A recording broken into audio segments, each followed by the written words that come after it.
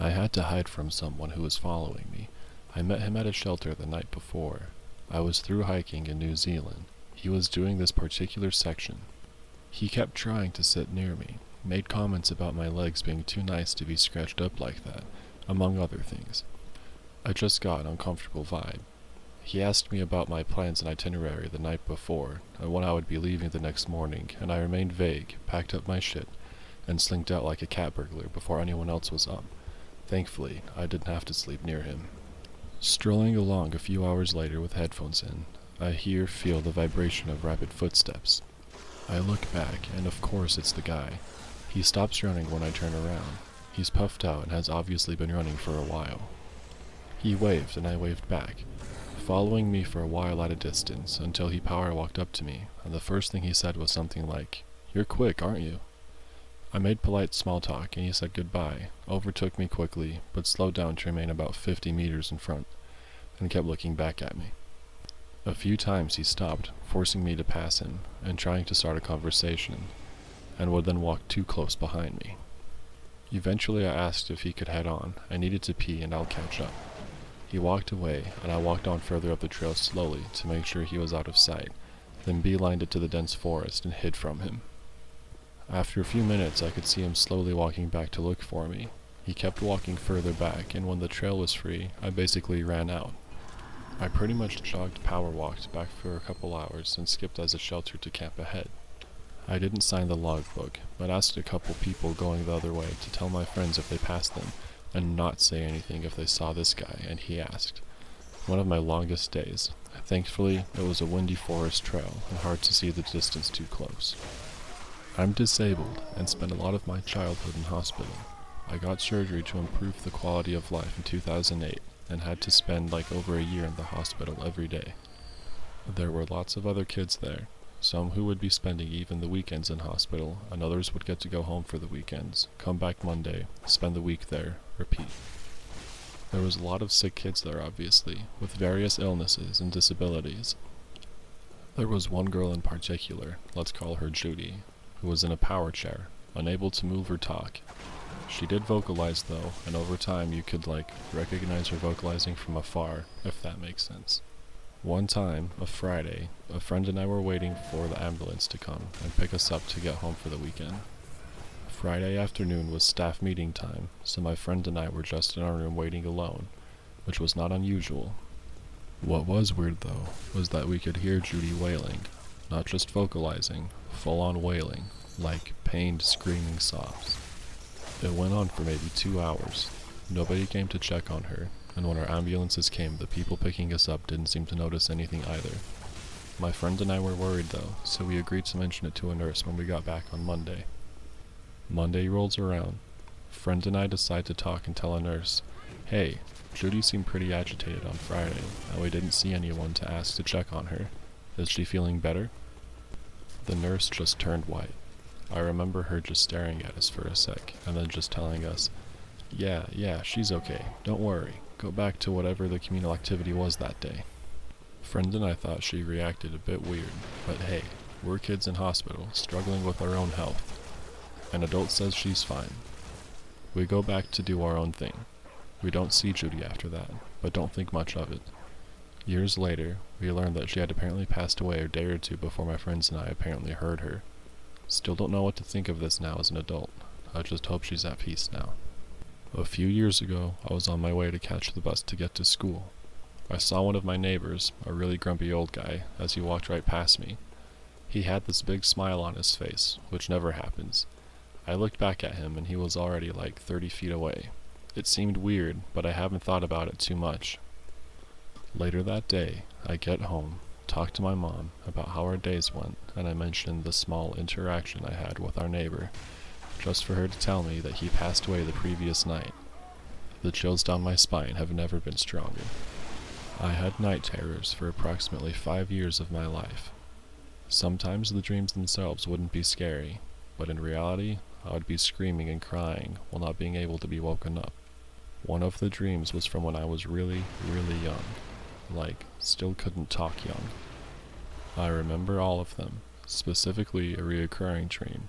where it is nothing but my own consciousness, observing what I can only describe as a geometric, mostly spherical shape. The shape is tied to my emotions, and the surface is constantly changing. It would periodically go between smooth to having what I could only describe as a ferrofluid-like texture while moving, and for some reason, when it became like that, it was absolutely terrifying. On top of this, I was being slingshot back and forth between perspectives. I can only describe it as if the sphere is the size of a planet and I'm floating in space, and when it would change, the size to, let's say, a tennis ball floating in space in front of me.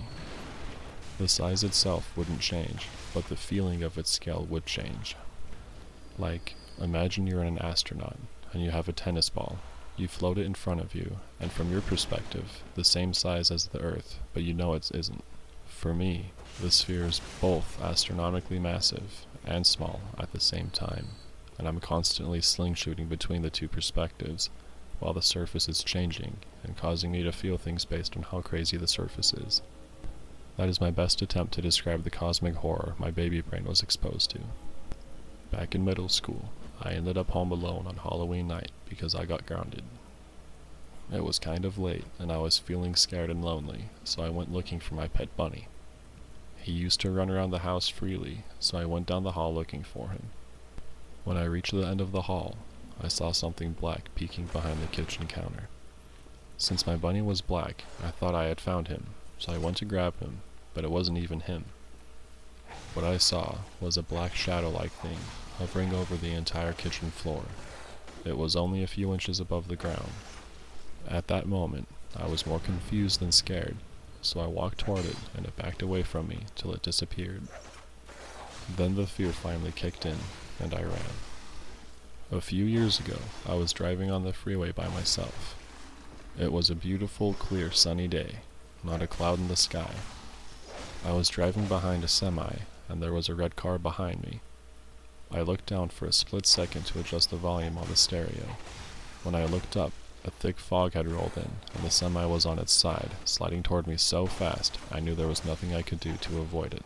I absolutely knew with complete certainty that I was about to die. I was just overwhelmed with this deep devastation that I wouldn't get to see my daughter grow up. It was the most intense emotion I've ever felt in my life, by a landslide. I opened my mouth to scream or gasp, or something. I must have blinked, because just like that, the semi was upright in the lane driving normally, and there was no fog, the sun was out, no clouds, and the red car was still behind me. I wasn't on drugs or medication, I wasn't overtired, I've never hallucinated, and I was mentally and emotionally stable. It was so real. I remember the tendrils of fog being pushed out of the way by the sliding semi. I had to pull over and lose my shit because I'd just been about to die. I don't have a rational explanation. I've never experienced anything similar before or since then. I know in my bones that what I experienced was real.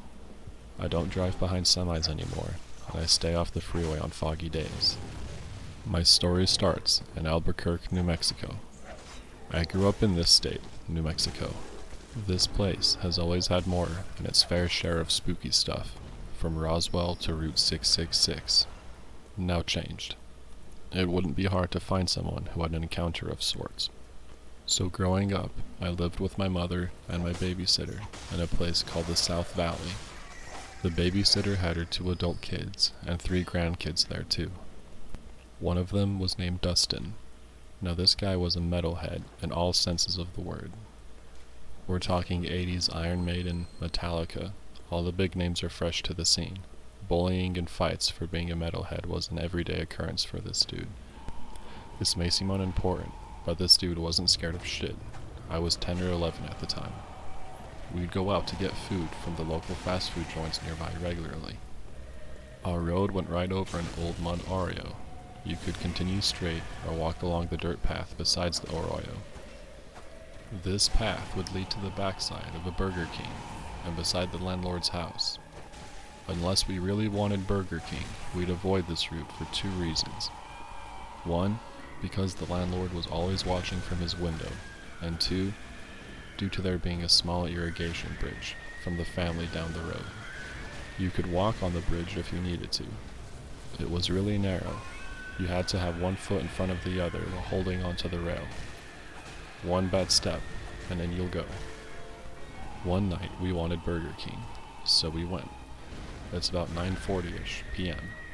We wanted to go at closing because they'd hook us up with more food.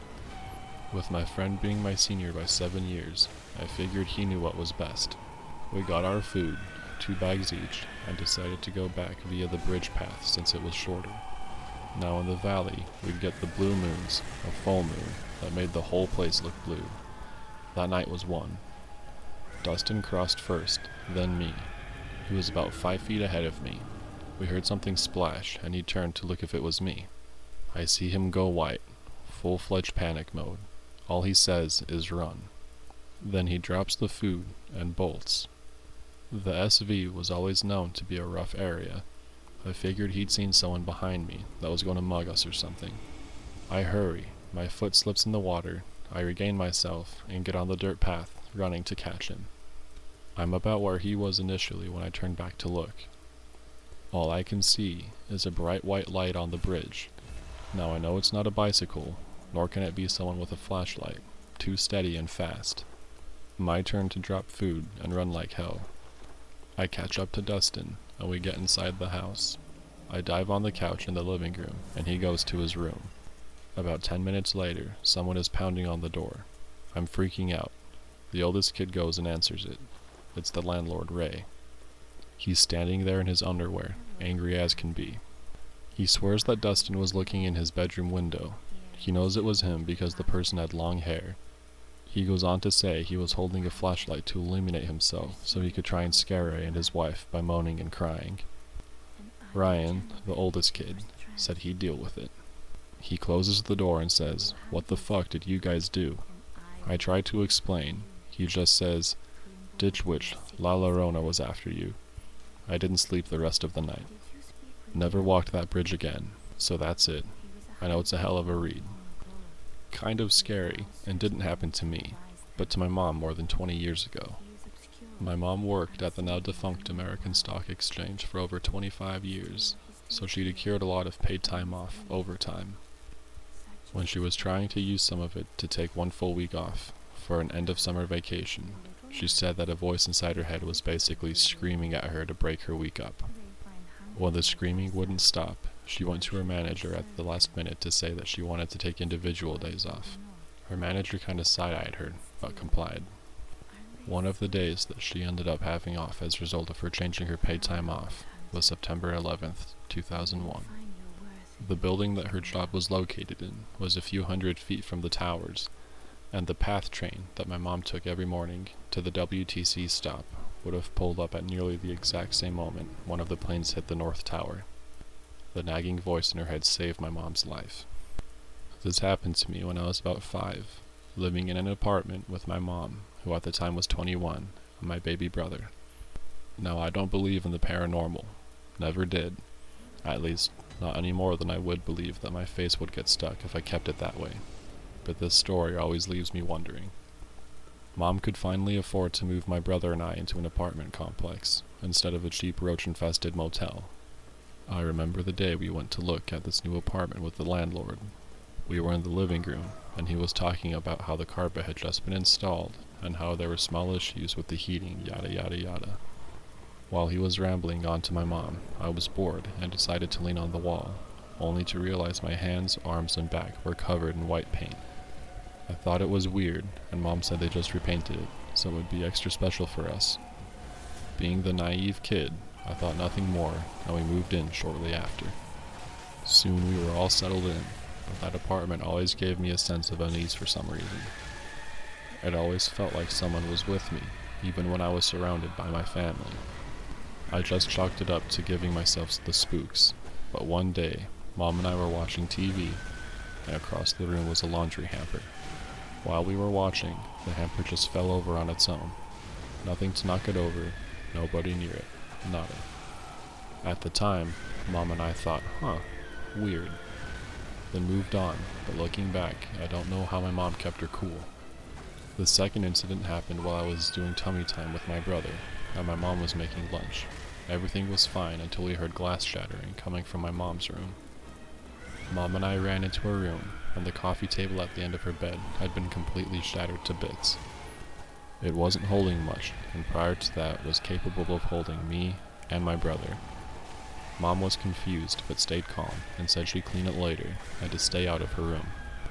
Those were the only 2 incidents I witnessed, and my mom remembers. We moved out when I was 7, into a much better neighborhood. I had mostly forgotten about that apartment, at least until the memory popped into my head again when I was 20. I casually began to reminisce about the place with my mom, and mentioned how weird that place seemed at the time. Then she hit me with a huge bombshell. I'll never forget this conversation. Mom: well, I think I know the reason the apartment always felt off. OP: what's up? Mom: you know how cheap I said it was? OP: yeah. Mom: well, I think it was because a woman was murdered there about 3 weeks prior.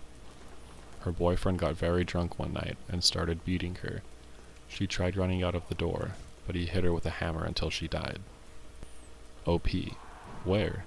Mom: the living room. That conversation shook me to my core, even more so when I realized that the reason the carpet was new and the walls had been painted was probably to clean up some crime scene. Mom said that the landlord did tell her that someone had been murdered there, but she had to find out how from the neighbors. She also said that even though she also didn't believe in the paranormal, knowing someone was murdered in that small apartment and witnessing those 2 occurrences scared her on a level she didn't know was possible. I still wouldn't say I believe in that stuff, but I never could explain what was up with that place. Preface this by saying that all my life, my family and I have experienced things that we can't always explain. We've never let them be in the central focus of our lives, no matter how disruptive things can get sometimes. That being said, one of the things I remember experiencing that I couldn't shake for years after, and still gives me the creeps, was the night nearly 24 years ago that our little family unit fled our home and camped out at my parents' guest house for just a week. We were almost a year married. We had a beautiful, newborn son, maybe 2 weeks old at the time. We were living in my in-laws' detached guest house while we saved to buy our own home. The guest house was small, a teensy kitchen, minuscule living room, narrow bathroom, and surprisingly spacious bedroom. This place had always had vibes, but when you're young and excited at the prospect of being all grown up and married, those kind of things go by the wayside, being otherwise insignificant, though alarmingly fear-inducing. Anyway, that evening we'd experienced a strange spate of tapping and knocking on the wall and ceiling. My husband John was irritated by it and steadfastly tried to ignore it. Our baby seemed unperturbed by this sporadic rapping and slept peacefully on my chest as I lay reclined in bed. I had had a C-section and was still taking it pretty easy around the house, with John gamely pitching in with chores and cooking meals. He suddenly stood up and said he was hungry and said he was picking up some fried chicken for our dinner. I said okay, and after kissing us, he left. I gently laid the baby at my side and curled my body carefully and protectively around him, and we drowsed comfortably. The TV in our room was burbling away companionably, on low volume. I woke to a feeling of extreme heat at my back, and wondered groggily about a heating pad before remembering that I didn't have one. The baby was awake, eyes wide and watchful, a different look than his usual sleepy gaze. I smiled at him, but he wasn't looking at me. He was looking over my shoulder. His eyes widened, and in their liquid reflection I saw something. To this day I don't know what, but it was large and cloudy, and then my baby flinched, startling, and he screamed. A newborn baby, screaming. It was god-awful and sent shivers right through me. I gathered him to me immediately, cradling him against me gently, my back still to the room, still feeling the inexplicable heat radiating at my back. My eyes pricked with tears to feel my baby trembling, his baby body tense and all a-quiver. He couldn't even cry properly.